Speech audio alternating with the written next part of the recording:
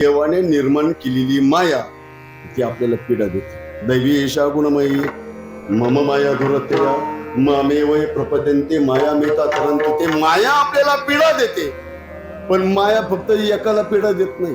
कोणाला? भगवत भक्ताला.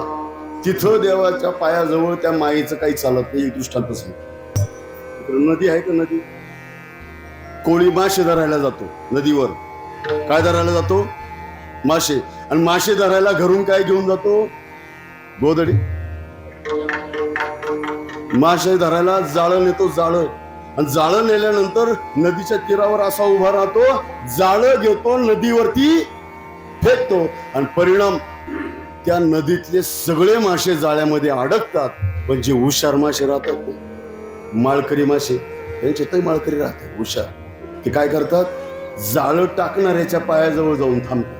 कारण जाळं कुठं टाकतो?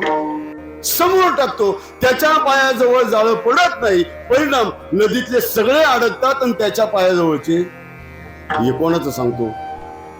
तुम्ही अजून नदीतच आहे का? विठ्ठल विठ्ठल.